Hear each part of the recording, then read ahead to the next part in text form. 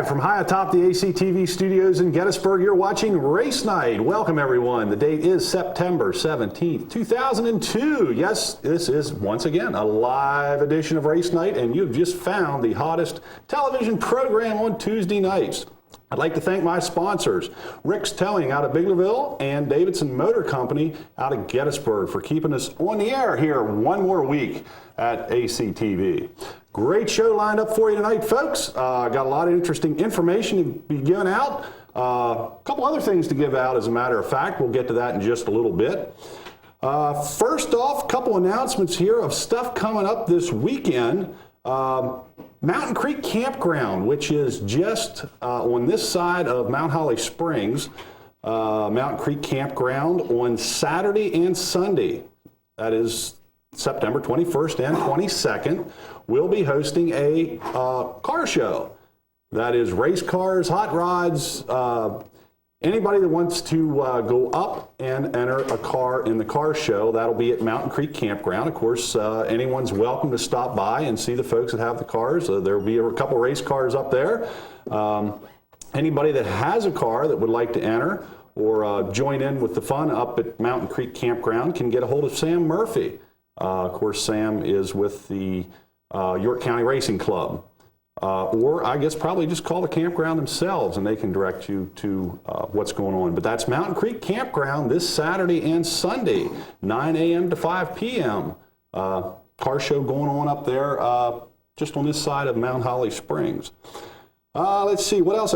Larry Shive. Larry Shive, 410 racer, driver of the 43 410 sprint car, of course.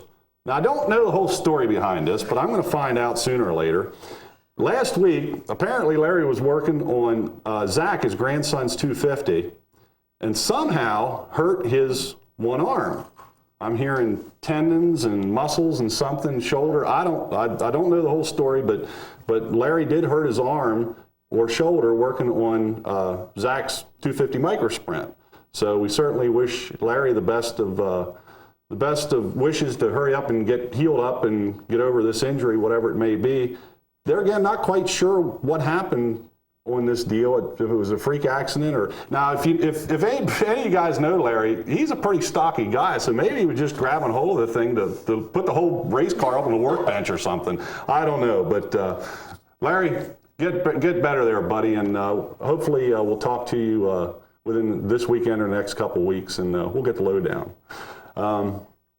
Another rumor out and this is from the rumor mill, of course, unconfirmed, but my sources in the field tell me that on Saturday night at Lincoln Speedway, look for the car 7E 410 sprint car. Look for that race car to be driven by one Mr. Darren Eash. Of course, that will be Chris's brother. Apparently, the 7E is a backup car for Chris Eash, and the brothers will once again be battling out at Lincoln Speedway in the 410 division.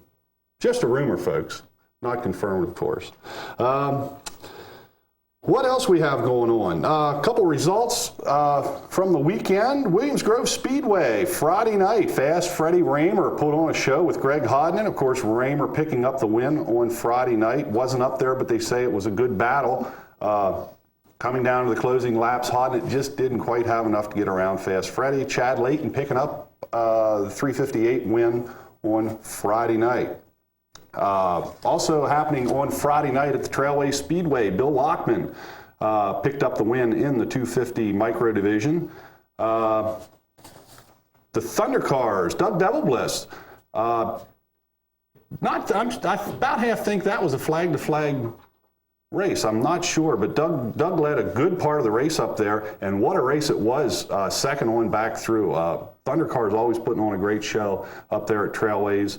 And in the street stock division, Mike Herman won that race, and our very own Dave Young, set director here on Race Night, 2 years in the making, made his debut in the new number 74 street stock. Oh, 3 years in the making, he's showing me now. Dave did qualify for the street stock feature and finished a respectable 16th in that feature at Trailway Speedway.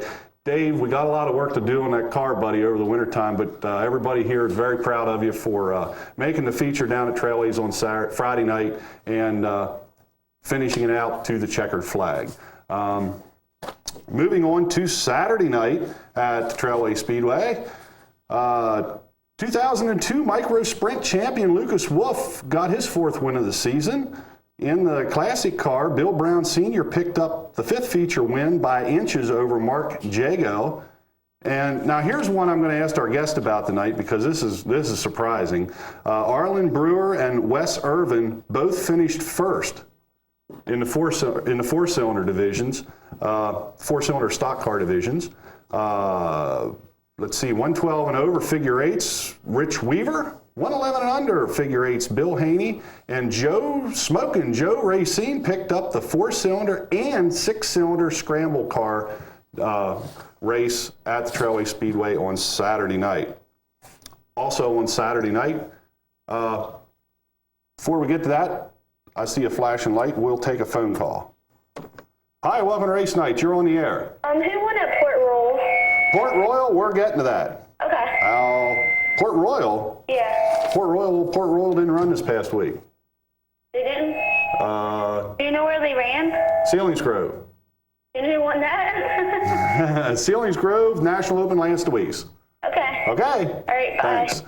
Selinsgrove Saturday night, Selinsgrove National Open past Saturday night was won by Lance Deweese. Of course, they had a front row challenge posted. Middlesworth Potato Chips put up $20,000 for the front row challenge. Shawn Michaels found himself on the pole, declined the challenge. Greg Hodnett outside front row, took the challenge, went to the rear, came up a little short, finished 4th in that event. However, from what I've read, started 24th and, I don't know, 3 laps or something like that, was up to 13th. Typical Hodnett style. Came up a little short. Congratulations go out to Lance Deweese for winning the Selinsgrove National Open. Adrian Schaefer picking up the win in the 358s on Saturday night. Steve Clayball out of Bonneville, Stahl Brothers, Thunder Car won at Lincoln Speedway Saturday night. Congratulations goes out to Steve and their crew. Super Sportsman's, the 100 lapper Saturday night also at Silver Springs. Dave Newman found himself to be the winner. Jim Shuttlesworth, Frankie Hurd, old buddy Steve Wilbur, and Howie Locke rounded out your top 5.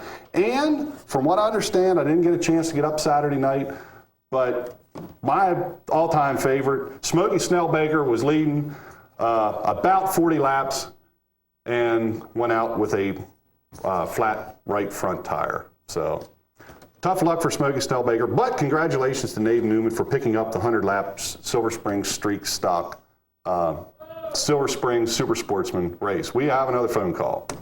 Hi, welcome to Race Night. You're on the air. Hey, Scott. Hey. This is Captain and Crew Chief Big John here. Hi, okay, Big John, what's going on? Hey, live from Suburban Bolorama with the Race Night Bowling team. Hey, how you guys doing down here? All right. We're doing fine. Just called to let you know that the cushion's heavy and the pins are flying. Okay, that's great. Where are you guys standing so far in the league down there? We're in first place. Whoa. We've won 12 in a row right now. And last but not least, the cities are cold. Oh, okay. I understand, and I heard them holler in the background, you're up. Yeah, it must be for another reason. Hold on a minute. Here. Here, want to talk? Yeah. Hello. Hey, what's up? Good, how are you doing? Okay, you guys kicking some butt down there at the Bolorama. Yes, we are. All right, sounds good. Keep up the good work. Okay. Okay. Hey, thanks for calling us here on Race Night. All right, thank you. Okay. Bye. Okay. Of course, that was Big John, the feature winner at the Trailway Speedway on our commercial. He's the bowling captain of the Race Night bowling team out of York. Congratulations to those guys. Also, something else happened up at Silver Springs, from what I understand. There was a wedding on the front stretch at intermission at Silver Springs Speedway. Don't know who. I didn't get the whole story. Or someday. I didn't get the whole story, so I don't know who it was that got married, but they said it was a pretty nice ceremony before the feature event, the 100 lapper at Silver Springs Speedway. All kinds of neat things happening around the area. Okay, well, one more phone call, we'll take it. Hi, welcome to Race Night. You're on the air. Hey, Scott. Hey, Greg. Hey, guess who I'm sitting here watching you with?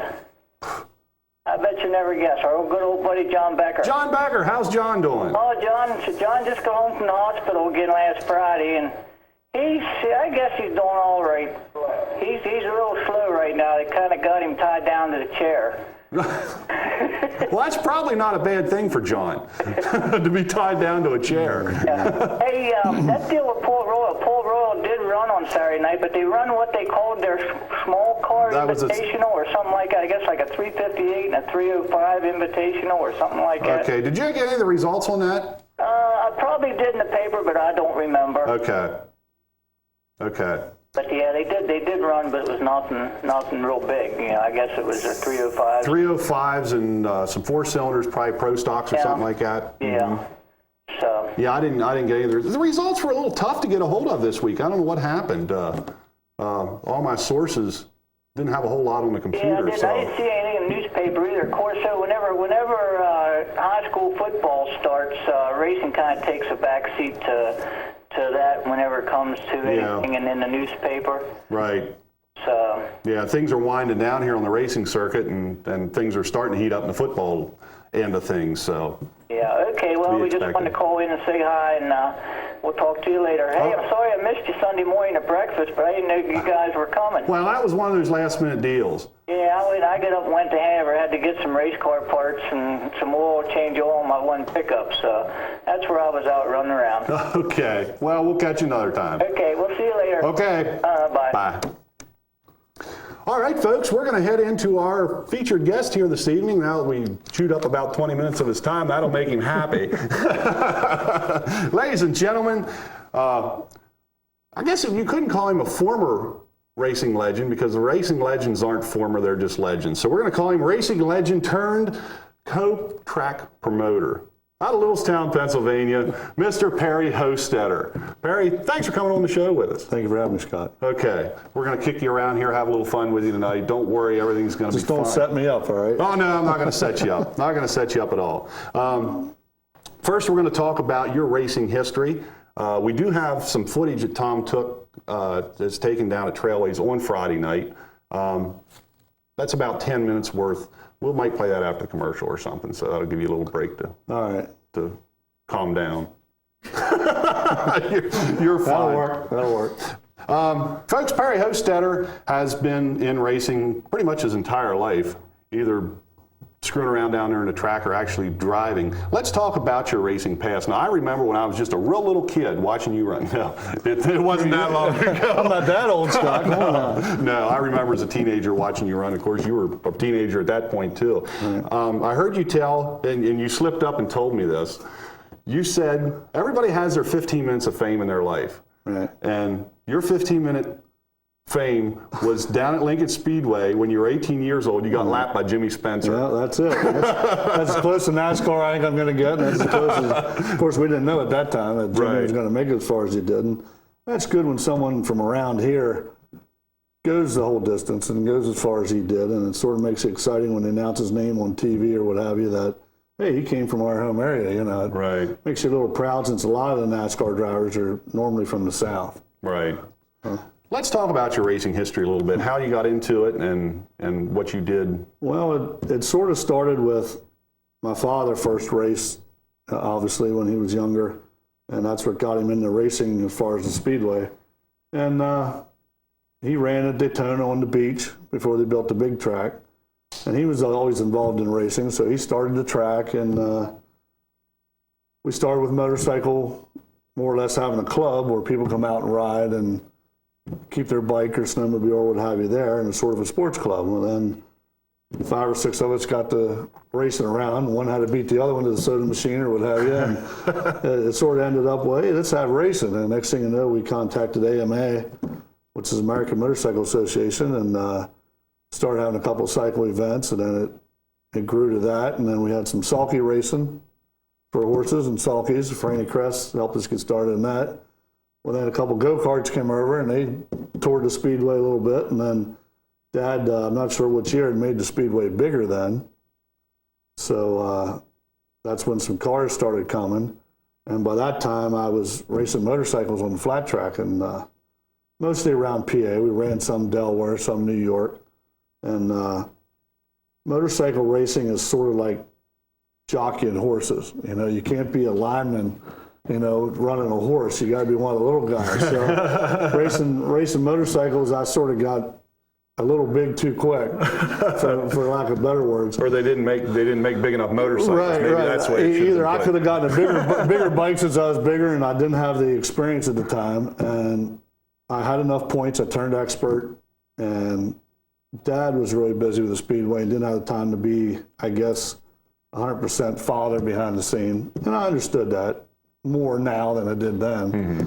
But he basically said, if you're going to continue racing bikes, you're going to have to sort of try to find your own way and talk to some cycle shops and what have you. And that didn't work out. So he started a rookie stock car class for high school kids under 18, because at that time you either ran sprint cars or late models. There wasn't really anything else around. And by moving to this division, I hopped off of 2 wheels and hopped into 4 wheels. And I remember the first time I spun out, I'm used to falling off a motorcycle, right? So I spun out and I sat in the car and just rolled laughing. I didn't even try to start the car. I just sat in there and just laughing all that. I thought, man, this is neat. You spin around and keep going, nobody's hurt. So I had some motor trouble, and I wasn't the most knowledgeable person. I was about 14 or 15 running stock cars. So I had motor trouble, and I went to Earl Black's, and he was busy. So I went to Stahl Brothers in Bonneville, and Ramey Stahl really helped me out. And he found me another motor, and we raced for a little while. And then the 6-cylinder class, it was all 6 cylinders, for whatever reason, just sort of died out. And they started a street stock class with 8 cylinders. And Geisses out of Biggerville, it happened to be Gary at the time, was helping at Lincoln and Trailway flagging. And he said, hey, what are you going to do with your car? And I said, I don't know. I don't have a trailer. I didn't even have a driver's license. You know, I don't know what I'm going to do. He said, hey, let's put you in a street stock. We'll put a motor in it and go racing. So over those couple of years, we built 3, 4, 5 cars. We bought one of Ryan McBee's old late models and went racing. And really, the racing career ended when I was about 19 years old. And at that time, we were running 6 features a weekend. Wow. So we were running all 3 classes at Trailway, 2 at Lincoln, and 1 at Susquehanna. And my senior year in high school, we were lucky enough to win all 3 track titles at the 3 tracks. Holy smokes. So by the time I came to be 19, I guess I had most people's career under my belt. A lot of people run 1 night a week. We were racing 6 features. So I was adding up on the way up about laps and stuff. So we were turning about 120 laps a night, counting green, practice, heats, conches, whatever it took. So we were putting about 300 laps under the belt a weekend, where a lot of guys are lucky to get 40 or 50 laps. Right. So my racing career wasn't real long in year-wise, but as feature-wise, it was a long career. And we did really well. We were a big fish in a little pond when it comes to street stocks and modified stocks. We get into late models, and that's where money takes over, and we didn't have the money or the sponsorship. And then I got hurt at Trailway, a little bit at Susquehanna, and we just sort of, as far as Geisses and I, sort of went our own little way. And I ran some other avenues of sports, softball and things of that nature. And I just sort of got away from racing. I guess I got a little burnt out there. And it's frustrating when you're used to winning and then the cars are starting to pass you because of the money and not because of the talent. So therefore, sort of got away from racing, got away from the racetrack altogether for a little while. And then now I'm back helping the family. That's where we're at there. Back at the Trailway Speedway, of course, it's you, your brothers Brad and Barry, and of course, as you said, your dad Armin, who started the Speedway. By the way, Armin turned 75 years old. This was last week? Last Sunday. Last Sunday. Sunday before. He turned 75. Belated happy birthday goes out to Armin Ostetter for making it 75 and many, many more. Yeah, he's doing really good. It's great to see him up there. He's always sitting out in the front porch. He sits out in the porch, and I wanted to, if the drivers are watching or what have you on the show, hey, don't be afraid to stop your rig and walk up the steps and say hi to him. He's not sitting up there like he's on a big pedestal or anything. He has a little knee trouble and he can't get around. He'd like to walk around the pits and say hi. So don't be afraid if everything's going right that night for you and you got a little time. walk up to the porch and say hi and introduce yourself, because if you don't take your car and helmet, he might not know who you are. And I run into that same issue sometimes myself. So walk up and introduce yourself and talk to him a little bit. He really enjoys that. I know sometimes we'll stand down there and watch the guys come in with their trailers, and even some of the 250 guys. I know we talked about it before. Look at the size of these trailers these guys are coming in with, and I of course I remember when you were racing. You know, you come in with if you come in with a double row tire rack when you're open trailer, buddy, you were somebody. That was the big boys. If you had one tire rack with most of it filled up, you were okay. But boy, you had 2 tire racks, you were somebody. Right, you're top dog. Yeah, I'll say it. If you had told me we were going to buy a trailer that cost more than what I used to put in a race car and haul the race car in, and it's not just sprint cars anymore. It's the whole way down to the little guys. I mean, sure, the prices have come down and availability of them, but it's sort of a garage on wheels. And I can understand that if you're a busy person. Right. So, certainly could have used it back in your 6 features on a weekend, huh? I could have took some sleep, I can tell you that. A couple of naps. I did fall asleep in a race car one night. We won't talk about that. But well, I'll tell you. Some of the things that happened to you you're not real proud of. So it wasn't while I was racing, don't get me wrong. It was just one of those long nights at the track where there's a lot of reds, and I thought, well, I'll hop in the car, and next thing you know, it was race time, and there came the crew. What the heck you doing? And and one's firing the car up, one's pushing the helmet over my ears, and out we went. I think my leg was still asleep, but we did all right. So. Wild racing story. Give me one. You got to have one. I know we talked in the past, and I mean you've I talked could tell a couple, probably some I shouldn't tell, but I'll tell you what happened one night. It's sort of a funny deal. We were in a heat race at Trailway in late models, and I come out of turn 2. And I couldn't give it gas. It was Ronnie McBee's old car. It was a used late model. And I couldn't push the gas feed at all. I thought, what the heck? So I reached up and killed the motor, and the car came to a halt, right? It was idling, but I couldn't give it any gas. And I thought, what the heck is going on? And I'm pushing my foot, and it wouldn't budge, just like it was welded right where it was. So pushed me back into the pit area. I hop out of the car, because I couldn't reach anything. When you're strapped in, those of you who didn't get a chance to race, you can't really reach a whole lot other than what you're supposed to. And we get into pits, and here we reach down. There was a Pepsi Cola bottle underneath the gas feed. Oh, no. Here we were working on the car during the week, and someone was welding a bar or working around the cockpit, sat their bottle of soda down, and it somehow rolled up underneath there where no one saw it. I mean, we loaded the race car and ran warm-ups and had no trouble. This rolled up underneath the gas feed, and I thought, oh, what the heck's going on? And that's one of many, but that's we don't have all night, So. I tell you what, I'm going to ask these guys to cue up a commercial back there, and while they're doing that, I'm going to ask you one more that I remember you told me one time. Okay. And now, folks, don't try this at home. Don't try this at Trailway or Lincoln or anywhere else. You had somebody riding around the car listening for a rattle or checking for vibration. It reminded me. That always reminds me of that Napa commercial where the guy's hanging up under the undercarriage. Yeah. Tell us that one while they're queuing the commercial up. All right. Bobby Geis out of Biggerville, he started building motors for the car that I was running. He didn't race then because Cheryl Geis, his father, that tows at a lot of the local speedways, he was hurt real bad in a go-kart accident. So he didn't want none of the boys racing, but it was okay that I raced, I guess. But anyway, lost my train of thought there for a second. Anyway, we were racing, and we were running hot laps at Lincoln. And when you're strapped in and you can't hear real well, but you're used to normal sounds in the car, well, something was wrong. And I pulled in. I said, Bob, I said, something's rattling in the car. I don't know if the rear's going out or something. I don't want to, hurt the motor or anything. I said, what can we do?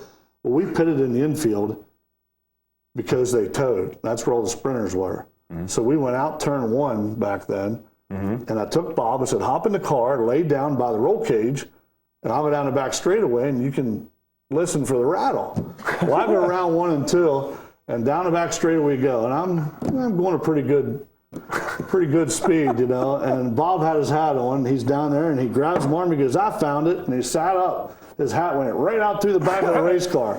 And he looked up, and this is before Bob raced. He grabbed me and said, "You slow this," and I won't tell you the rest of it. "You slow this thing down now." And he just grabbed a hold of me, and that was one of the funny times then, because we pulled in the pits, and he was just wasn't too solid right then. He's a little shaky, but so be it. Down the road further, he ended up getting in racing, and Bob's a very good race car driver. Right. He still is. Still is. He runs the Enduro class as well as Gary. Right. Also. So maybe I helped teach him a little bit there or something. I don't know.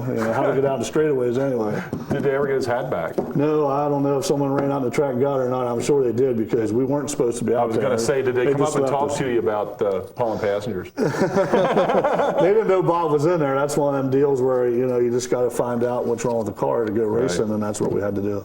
Okay. Folks, we're going to take a commercial break. We come back, we're going to talk more stories and also find out what's coming up new here for Trailway Speedway in 2003. Also, we're going to find out a little bit about Motorama. So we'll be right back after the short commercial message. And in other action this past weekend, the 358s. Boy, what a race that was. We had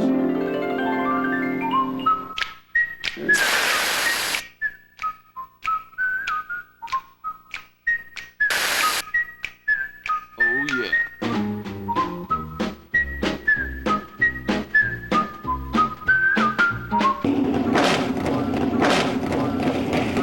Did you see him? I'm gonna cut him off low. I'm gonna take him on the high side. Let's just dust him. Yeah. All right.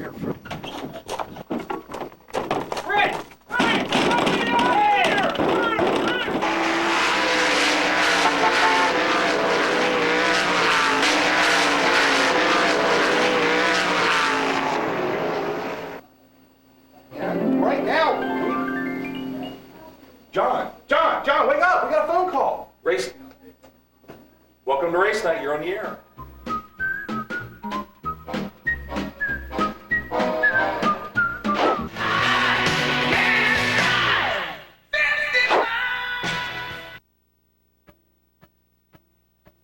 Rudisill's Screen Printing and Embroidery. Rudisill's in-house graphic artists and embroidery designers can put your name or logo on tees, sweats, caps, jackets, team uniforms, whatever you need. Open from 10 a.m. to 6 p.m. Monday through Friday, located in Gettysburg at 223 Chambersburg Street, or our new location in Hanover at 1204 High Street. Rudisill's Screen Printing and Embroidery. Custom work at affordable prices. Canby Auto Body, located at 83 East Hanover Street, Gettysburg. With over 40 years collective experience in state-of-the-art frame and paint equipment, Canby offers free computerized estimates, guaranteed color matching, glass replacement, and collision repair on all makes and models.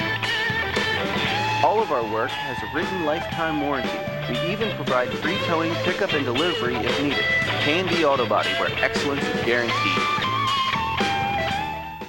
Just Jennifer Gallery has very cool stuff. Just Jennifer Gallery, located on 33 York Street in downtown Gettysburg. Just Jennifer Galleries has a wide selection of pottery, hand-blown glass, candles, and handcrafted silver jewelry from around the world. You can also find accent pieces for the home, antiques, rugs, and great gift ideas. Just Jennifer's represents over 40 artists, such as world-renowned Harley-Davidson artists Scott Jacobs and David Ewell, as well as Native American artist Raymond Yarbaugh of Santa Fe, New Mexico. Stop by Just Jennifer's on the first Friday of every month for First Friday, Gettysburg style. A new artist is featured every month and refreshments are served. Just Jennifer's. Very cool stuff, great prices.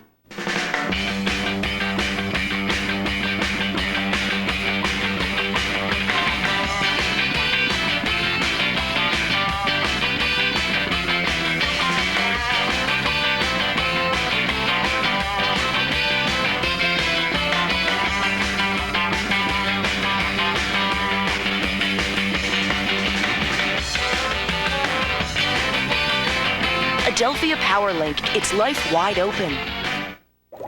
Hello, fluoride, chlorine. How do these fit into H2O? They don't. Roaring Spring bottled water contains only what nature intended, providing a safe and pure resource. Conveniently located on Route 116 off of Route 15, Roaring Spring offers a wide selection of bottle sizes, cooler styles, softening salts, and filters. Our certified representatives can find the product that's perfect for your home or office. Stop by or call today. The best that nature has to offer, from Roaring Spring to you. You know, when I was a young man, riding a Harley-Davidson motorcycle, oh, that's all I could think of. I mean, that open road, that rumbling engine, the wind in my face. Welcome to Florida, Harley. No, I never got it. I spent the money on aluminum siding instead. Let's go see what Grandma's doing.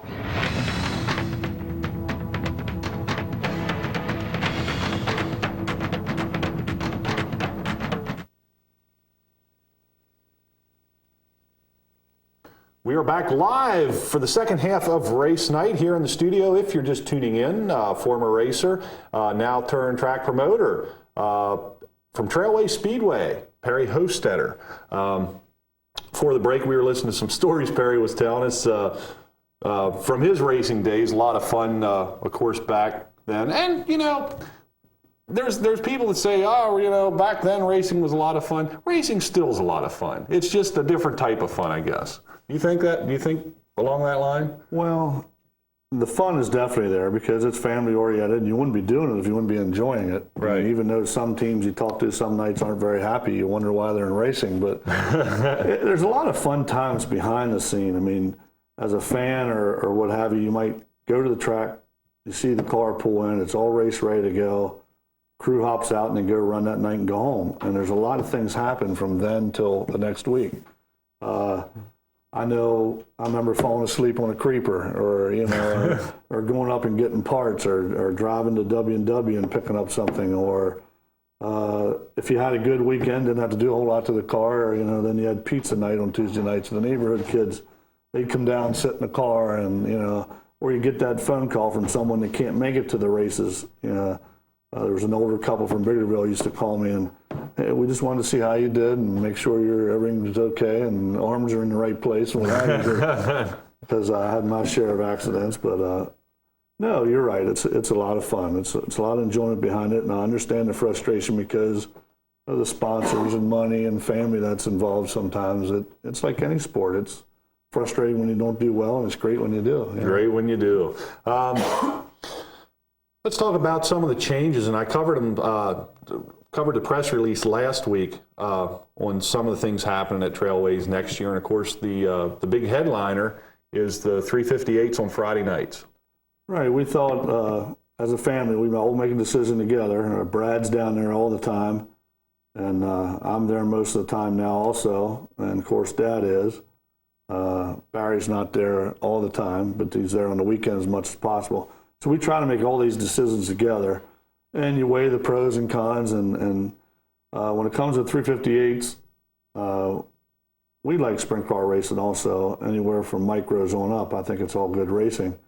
Is what happened, we've noticed at Trailway is when someone ran the 250s for a couple of years, and they either got bigger in size, kind of like I did, yeah, on the motorcycles, yeah. Right? You know, they moved up to the sprint car ranks or what have you, and sort of, like Brad says, that's our clientele, and they sort of left us.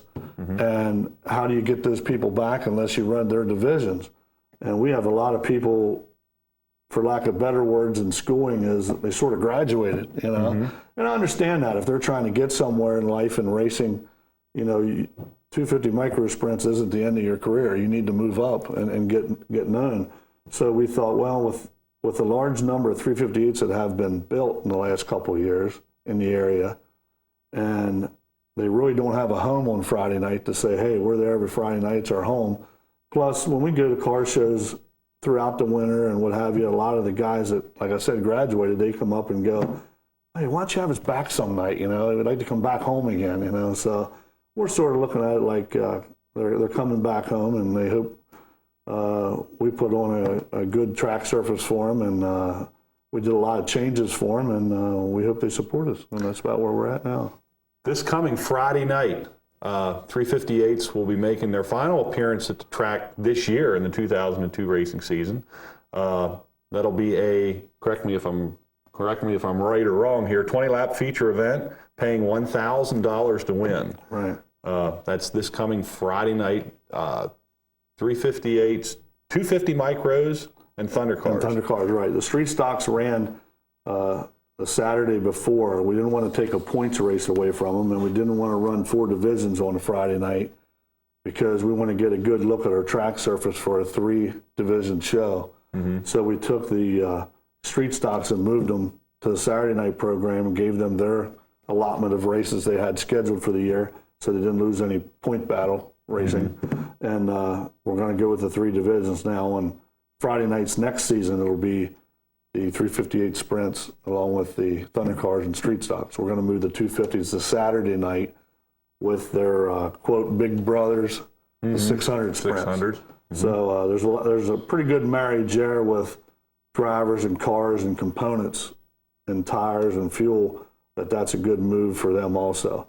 You're not going to make all the teams happy, you know. Right. We try to, and it can be a frustrating goal because someone, for whatever reasons, always has a different outlook on what you're doing, you know. But we feel it's the right way to go, and we're going to go that way and see how it works out next year.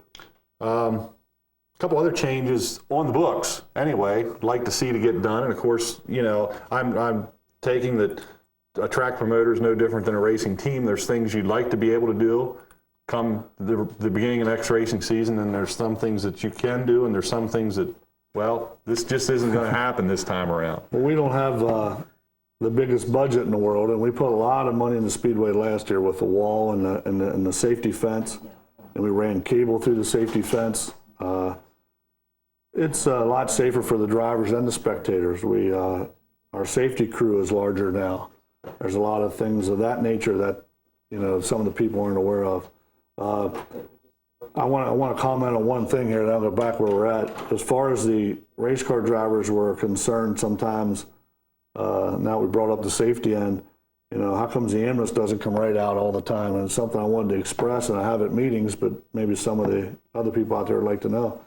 We keep a firefighter and an EMT in each turn, because if someone gets upside down or wrecks, they're going to be able to get to the driver faster than waiting till all the machinery is shut down and then bring the bulky ambulance out onto the track to get to the driver.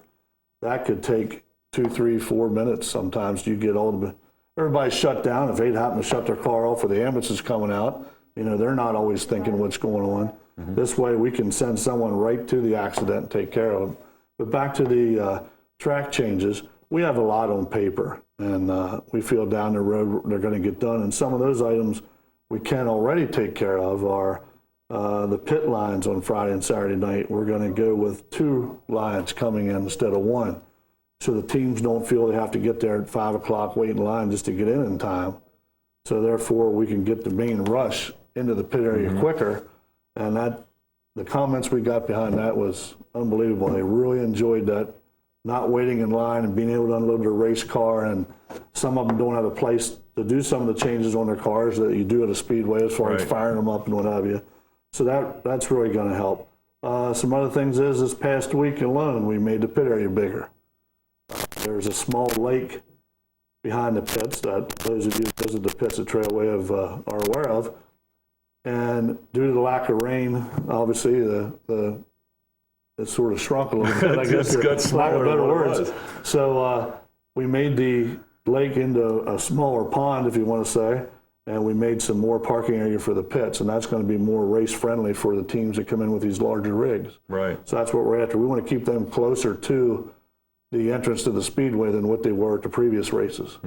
So that'll happen next year. The 250s are there this Friday, and they already have reserved parking spaces, so we want to still honor them. Right. But come next season, there might be some changing around the pit area to make racing faster and get the teams on the track and off the track faster.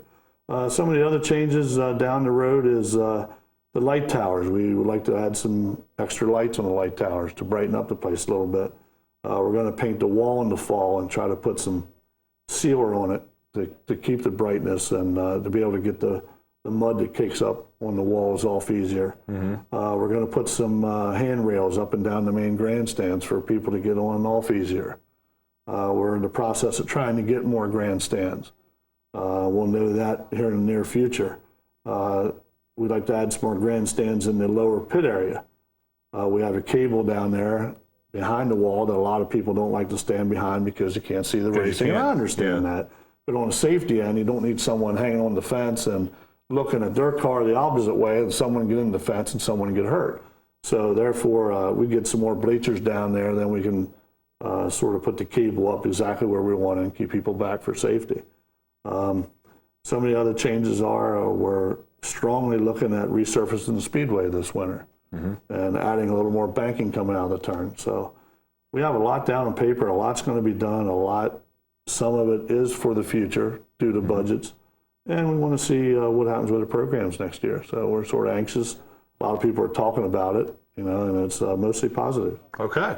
We got a phone call. Let's take it. Hi, welcome to Race Night. You're on the air. Is there anything to win?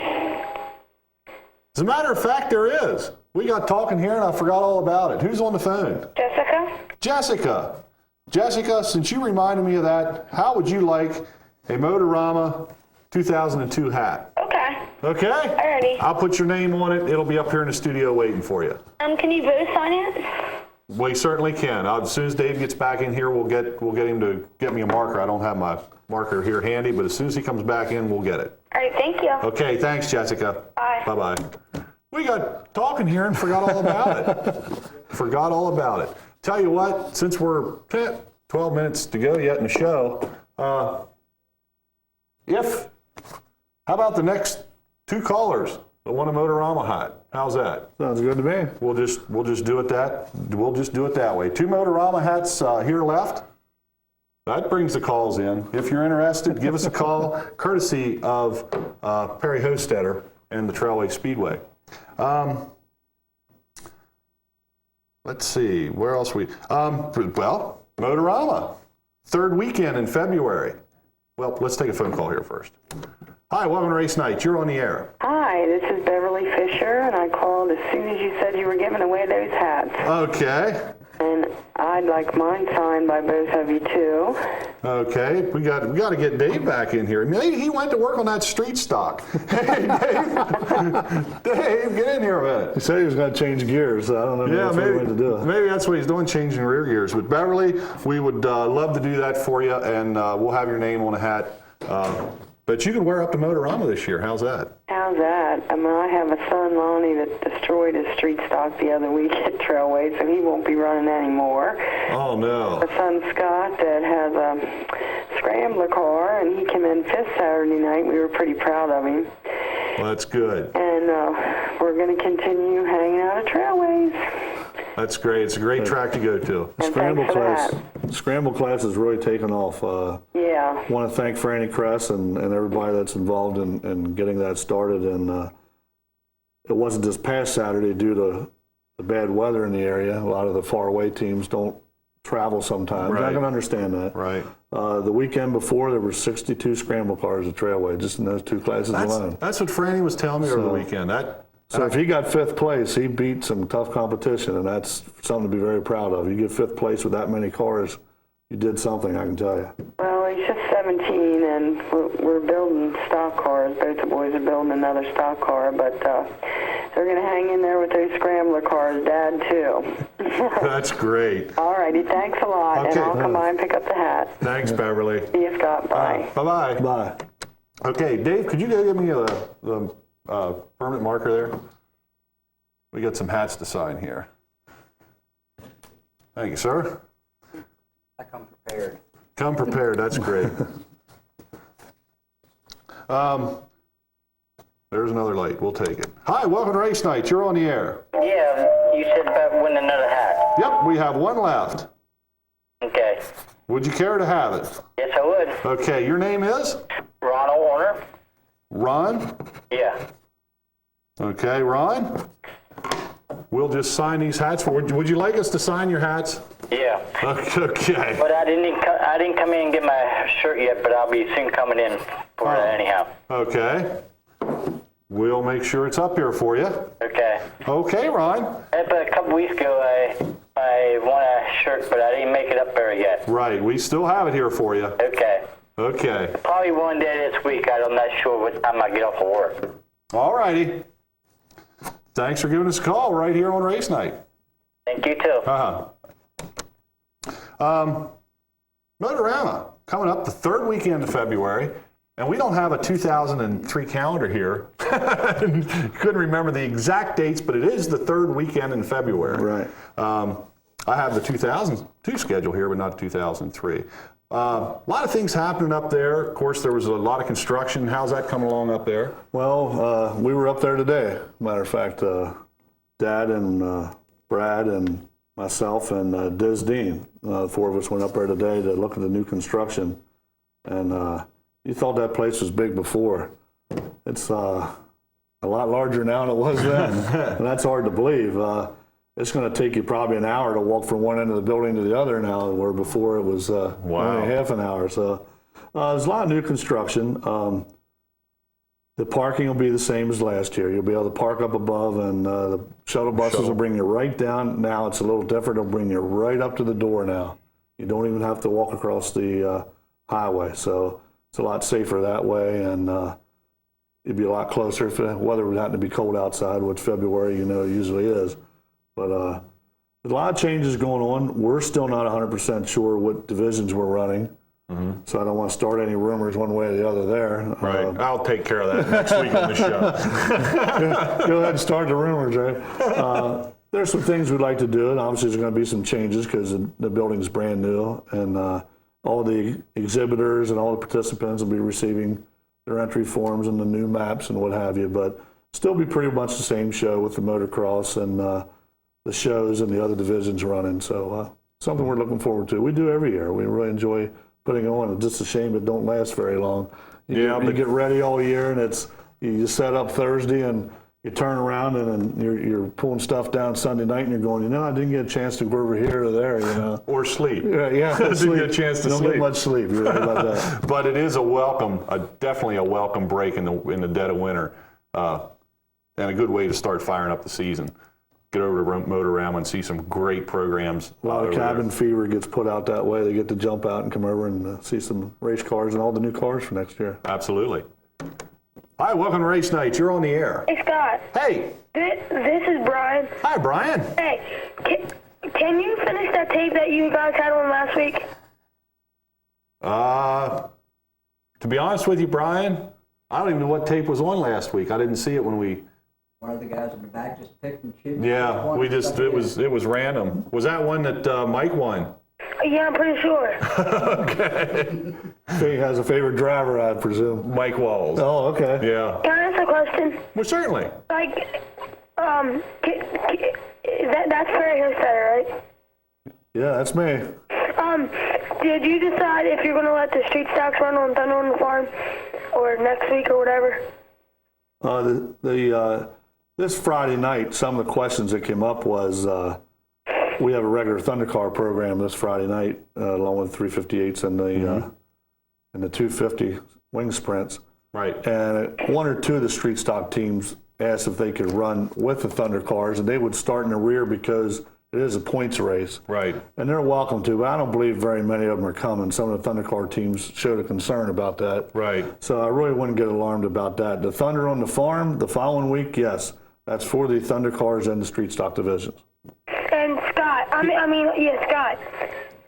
Scott. Yes. And, is that tape from Trailways, do you know? To be honest with you, I was busy here after the show, and they put it in. To be honest with you, I didn't even look what they were running. So I couldn't tell you. Couldn't tell you. Hey, and I just wanted to let you know that Mikey is 21 points ahead. 21 points ahead. Yep. At Trailways. Yep. All right, good job. You think he's going to make it? Yeah. Okay. Anything I have to do is just win his heat race on Friday. Okay. All right, Brian. They have it all figured out. Absolutely. I remember the days. You know what's going on. Hey, all I got to do is get, like he said, all I got to do is qualify or get 20th in the feature or something. I got locked up, so. Waldman's already considered himself second place. You never say die, though. No, strange things have happened. I think one year we there happened to be a wreck in the back straightaway or something, and I'm not sure who it was. I was in the Thunder Car division, but one car wasn't allowed out because the rear bumper was ripped off the car and the fuel cell was exposed, so they wouldn't let him run, and the other guy was allowed to run with a limpy car, I call him, one that isn't, was bent up a little bit and still run, and had to end up winning the championship that way. So weird things do happen. Weird things do happen in racing, believe it or not. Yeah. Hi, welcome to Race Night. You're on the air. Hi, this is Jen. Hi, Jen. Hi, I have a question for Perry. Go ahead. I was just wondering, see, I go out to Trailways every Saturday night, and I'd like to see the scramble car feature before the figure eights one time, because it gets so late. Right, is what we do now. Some of the scramble car drivers drive both divisions. So is what we did was... Both figure eights and... No, they drive... There's two divisions both of scrambles. 4 cylinders and 6 cylinders. Right. Okay. And is what we decided to do was split those divisions. So right now we run a figure eight class, since there's 2 of them also. We'll run a figure eight division, then come back with a scramble, then back to a figure eight, and back to scramble, to give the people that are driving 2 divisions a chance to get a breather or get back in line and get back out if they happen to need fuel or tear-offs or what have you. The way it was before, they didn't have a chance. So we sort of go every other one.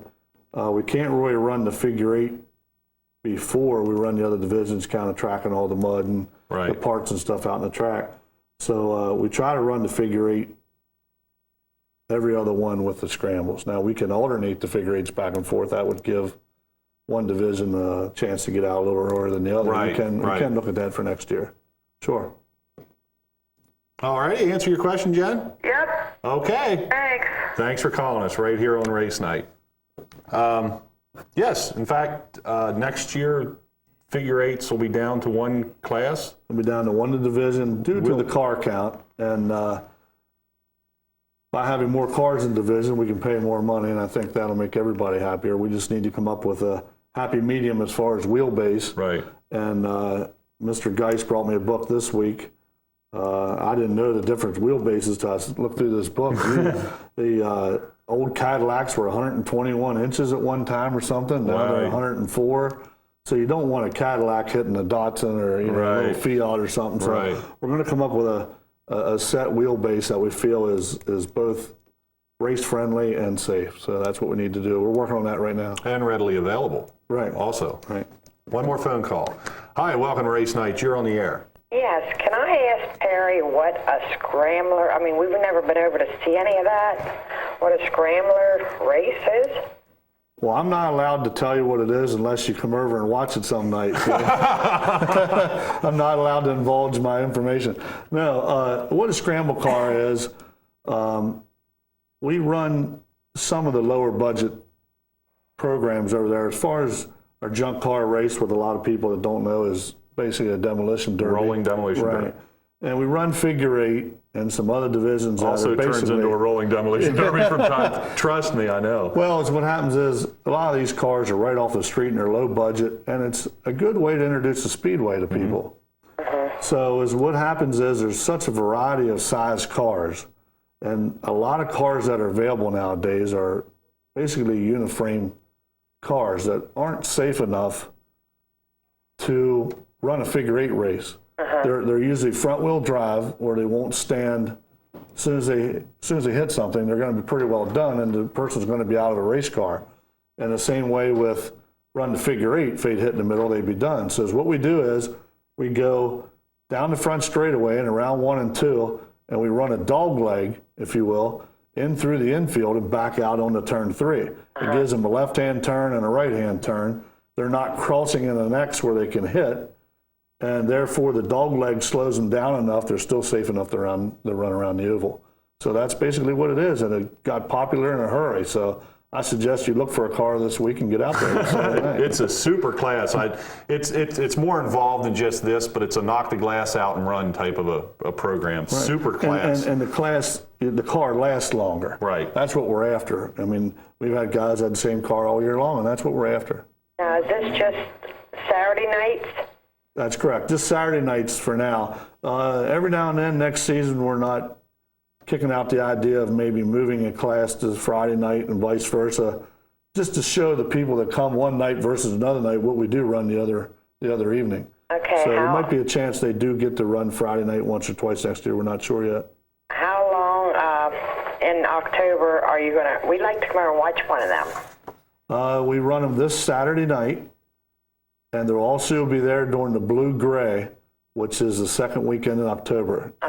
They'll be there on Sunday afternoon. Oh, Sunday afternoon. Yeah, 4 o'clock start. Okay, and that's going to be the figure eight and the scrambler? Without looking at the schedule, and Scott's looking at it right now. That will be the Blue and the Gray, 4-cylinder classic, junk car demolition race, which is awesome. That'll be at the end, I'm sure. And the Scrambler Car Championship, all happening on October the 13th. Okay. It is a Sunday, and the gates open at 1 o'clock. Okie doke. Definitely want to get over. That's a heck of a class to watch. I want to see something like this. We hear a lot about it, but we've never been over. It's a lot of fun. It'll make you want to go out and find that car sitting out behind somebody's barn. And it's not too often you see drivers in this area make a right-hand turn. So that's basically what they're doing. So it's setting the cars up a little different. Neat deal. Okay, thank you. Okay. All right. Thanks for calling. Well, Tom keeps sticking his head through the door. I think we're out of time. We're out of time. I thought this was a 2-hour show. What are you doing today? Barry Hostetter, thank you very much for coming on here and telling us some good stories from years going by and cluing us in on what's going to be happening. Don't forget, folks, Friday night at the Trailway Speedway, 358 Super Sprints in action, along with the Thunder Cars and the 250 Micro Sprints. That all happening on Friday night at Trailway Speedway. Some other things happening. Of course, Saturday night is the regular program. Figure eights, scramble cars, 4-cylinders, vintage cars. I don't think I missed anything there. What else is that? Lincoln Speedway, manufacturer's race for the 410 sprint cars. Thunder Cars will be in action. Friday night, Williams Grove, 410s, and the Super Sportsman from Silver Springs will be there. That happening on Friday night at the Williams Grove Speedway. Silver Springs late model 50, Lapper up there on the other side of Mechanicsburg. Lots of racing here happening, but the season is winding down, much like our show, Perry. So we're going to get off of here. Thank you very much once again. We'll look forward to seeing you here within the next couple weeks, as well as at Motorama. Folks, don't forget about that. You'll be hearing more about that on race night in the shows to come. Until then, folks, we will see you back here next week, and if not, we will see you at the track. Good night, everyone.